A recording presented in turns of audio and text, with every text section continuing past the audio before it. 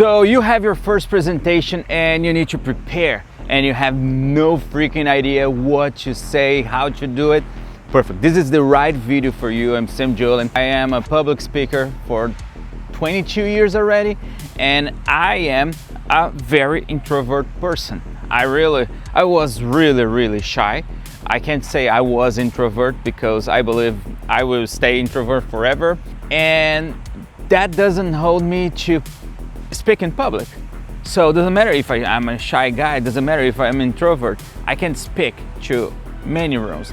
So I already spoke for 10,000 people and more, and I've been doing this for a long time, and I'm teaching a lot of people how to do it, how you can unlock your abilities to communicate. And this is the right video for you if you have your first speech to do and you have no idea how to do it. I prepare a very important tactics for you to do it in the best way possible, okay? So first things first, the main question I get, it's always, how can I start? Why? Because usually the start is the most important thing in a presentation. Usually the audience takes like less than 20 seconds to see, to know if the speaker is good or not. And come on, that's usually where people get more nervous. It's a little bit before and at the beginning. So I believe it's a really dangerous combination. People judging you in the beginning, you're being really afraid to start, and that's why we need to take care of the beginning really well. So if you want to do it nicely, you have to take care of the beginning really well. So what's the perfect beginning, Sam? I would say that there's many ways to start. I remember I got this thing that I tried to start with like jokes, and then I memorized a lot of jokes, and many things happened. Like I forgot the joke, and another one I just like had a joke but nobody laughed. That was worse. So I tried different methods, different ways to start, and I realized that the best way to start a speech is asking questions. Why, Sam? Because when you ask someone a question, it's a great opening for everything. Think, you're walking on the street and you want to interact with someone. The best way to do it is asking something. Oh, do you know where's the subway? Oh yes. Oh, by the way, do you live here? Oh, you can introduce yourself. Ask something. What time is it? Ask something to your audience. And for sure, if you ask something related with what you're bringing to the table, you know, with your subject, with what you're talking about. So you talk about losing weight, ask something about that. How many of you would like to be more beautiful during the summer, to go to the swimming pool with happy? I don't know, something like that. If you talk about public speaking, I can ask you, how many of you would love to be on a stage naturally and talking with people and being able to communicate what you do, what you sell? That's something you guys would like? Yes? No? Yeah? Oh, yeah, that's a great opening. Then you introduce yourself. Say, oh, hi, my name is Sam Joel. I teach people how to communicate from the stage in videos, and what else you do. And this is pretty good. This is really strong. This will bring you a nice power at the beginning that usually people fail, okay? Second thing I bring in here, it's a very important question that people usually do. It's about PowerPoint presentations, visual presentations. And usually I can say that that's good. It's a good tool if you know how to use, but that could be really dangerous, okay? I will give you the worst scenario possible and you understand what I'm talking about. Think you prepare a very nice PowerPoint. You really put a lot of hours there. That's a really beautiful presentations. You got animations, you got movies, we got jokes, you got research. We got everything on that presentation. But when you arrive at that place, the PowerPoint doesn't work, or the projector doesn't work, or the screen doesn't work, or the remote doesn't work. whatever. The Wi-Fi doesn't work in your presentations on the cloud. What happened with that? Oh, Sam, that never will happen. No, that happened usually more than we want. I did see a lot of great speakers doing the same freaking mistake.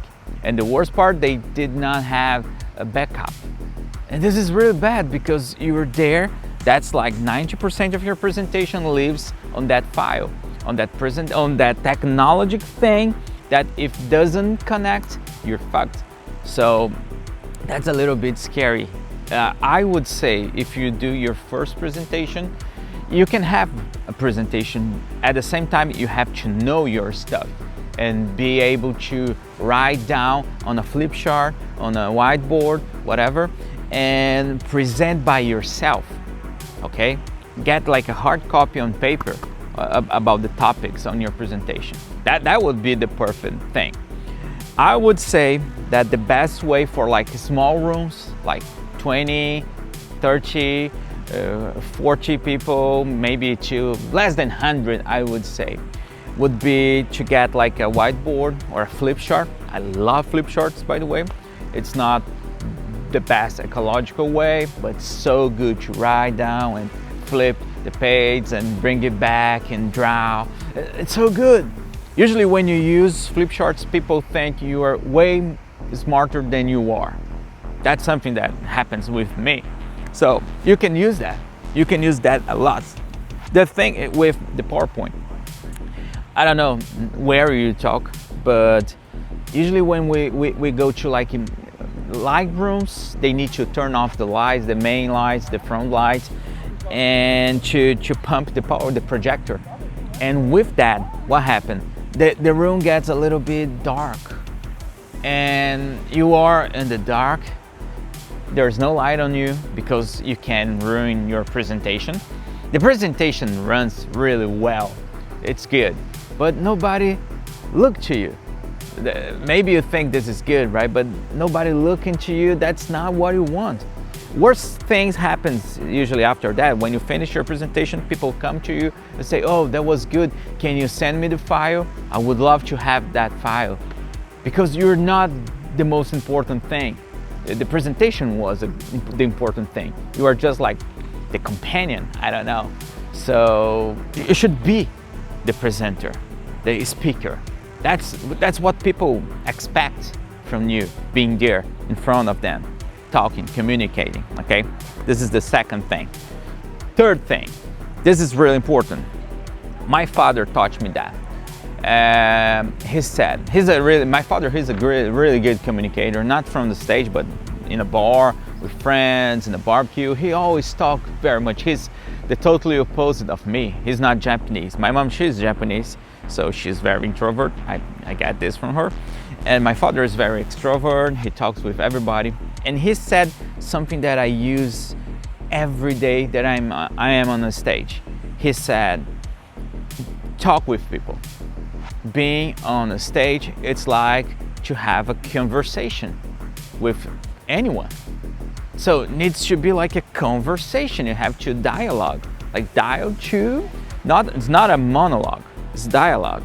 So you have to talk with them, talk with the audience. Oh, how you guys doing? Oh, we're doing great. Oh, great. Who's the first time doing this though? Okay, that's good. Oh, do you like this? Why do you like this? Oh, I like this because, see, this is a conversation. You're having a conversation with someone else, with the audience, with the public. And that's the best conditions possible you can expect, okay? So this is a really important thing. Third point. So fourth point. Oh, I love this one. When you're doing a presentation, and when you don't have a PowerPoint, because a lot of times people depend on PowerPoints to know what they have to talk, what they have to say. The scripts are on the PowerPoint, so they're like they just follow the PowerPoint. What do you do when you don't have that? So basically, you write down. You can print for sure, but you write down. What do you write down? You write down the bullet points. You write down the most important things that you have to say. You write down numbers. Then you don't have to memorize all the numbers. You write down the step by step about your subject. with that in mind, you do really great because you can follow that. And people really don't mind if you follow one rule. And this rule is the fifth point, okay? So fifth point, and this is pretty important, is all about rhythm, okay? It's all about tempo. It's all about, gotcha? I think public speaking is like music. It's like you have to follow a rhythm. And it's really awkward when someone's talking. I will do this for you. I'm talking with you and suddenly I just, see, it's a little bit awkward. There's like, I lost the rhythm, I lost the compass. And it's the same when you're on the stage. You have to follow a rhythm all the time. You have to keep that. So what happened if you're talking and then you remember to check your notes, just to see where you are, and you just stop and you check your notes, people will be there just waiting and you broke the rhythm, okay? You ruined the rhythm. So what do? Usually I ask people questions.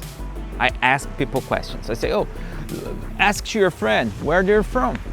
And then people will interact a little bit with their neighbors, and then you go there and check, oh, what's my next step? What's my next thing? And then you, oh, this is important now. Then you follow that, okay? So you have to put all these things together to make it happen. And with that, you can grow a lot, okay? And by the way, let me say something.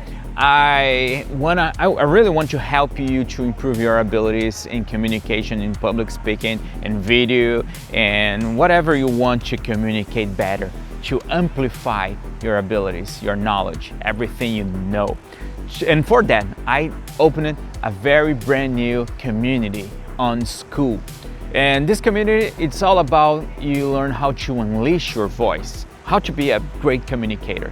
Doesn't matter where you come from, doesn't matter your age, doesn't matter anything. Just learn how to improve that ability.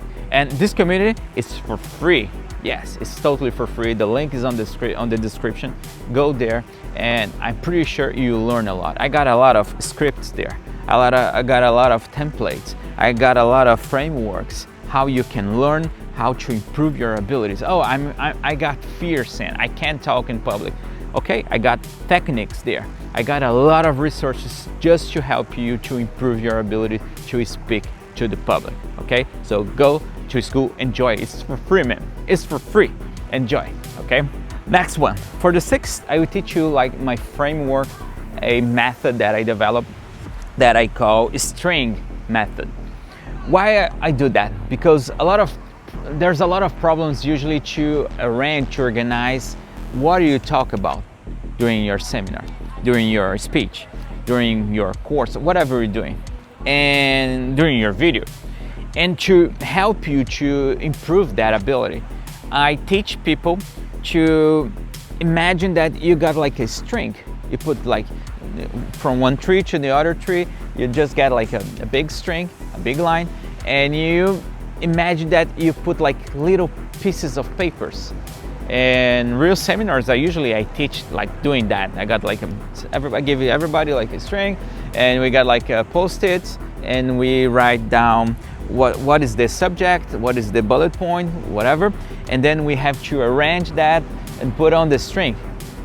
Why I do that? Because a speech is like linear. You got this timeline that needs to follow. So the subject that you're talking about needs to follow this timeline. Need to be one before the other and after the other one. You have to understand that it's not like thinking. You can think in like 10,000 things at the same time, and you got like images from this, images from that. It's like a little bit chaotic. You got a little bit of everything. You can talk with your friends like that, but during a public speaking, during like a seminar, during like a presentation, you have to follow this timeline with some kind of organization. And this string helps a lot. So first, timeline.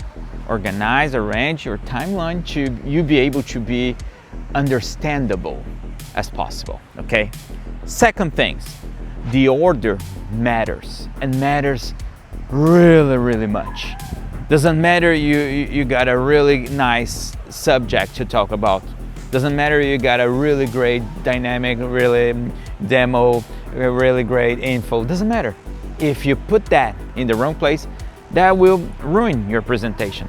That will not help, at least. It's like I'm preparing a great dinner, but before the dinner, I will serve the dessert. And people will get full of dessert, and then when I got with my entry, everybody said, oh no, I'm okay, I'm not hungry anymore. So the order that you bring the information, that really matters, really, okay? So take care of the order. Why they need to know this now? Is there something that they need to know before to understand this? Okay, that brings my another thing. This is my third thing inside string method. Start with the basics. So if you're talking for a very specific audience, they know a lot about this specific subject, you're good. But anyway, ask them. Everybody knows about this? Oh, there's anybody who never tried this before? Try to don't expose them, okay? But just be sure that people understand what you're talking about. And it starts with the basic. So I will introduce like a new subject for everybody. So let's talk about the phobias that people got, like phobia to public speaking. So do you guys know what is a phobia? Oh, okay, like phobia from like bugs, from insects. Yeah, you like that one, but for public speaking. Oh, who got that? Oh, I got that. Oh, okay, so how does this form? So you have to explain, you have to bring all the knowledge, the rational information, okay, about this. But at the same time, and here comes a big but, you need to talk about emotions. You have to build emotions during your presentation. And this brings me a very crazy sensation that I have sometimes. Usually I'm watching a movie and I'm enjoying the movie. And I don't know sometimes why I'm enjoying that movie so much. So I was watching the last Leonardo DiCaprio movie, and One Battle After Another. And that was a freaking good movie. And I was watching with my wife, saying, this is a really good movie, I don't know why. And she said, yeah, I feel the same. I feel that I'm enjoying. I like the characters, I like the what's going on, but this story is a little bit crazy. But I'm enjoying. Why this happen? Because that thing, it's bringing like good emotions for you. So you're feeling really good watching that. See? Doesn't matter if it makes sense or not. Just to bring you good emotions, it's already a big thing. So when you're doing your presentation, think that first. I need to bring people good emotions. Good emotions. How do I do that? With my energy, with my smile, with rapport, with like a good way to introduce, nice stories, good subject, with your energy, your presence. All of that brings a great energy. And people will enjoy your presentation. Doesn't matter if it makes that much sense or not. So if you understand that, first, I need to bring emotions to people so they can watch, they can enjoy. At the same time, I need to organize my presentation and make that happen. You'll be in good hands. So this is the string method. You organize, you arrange, you bring intelligence. At the same time, you use emotions to make people feel happy. Do that.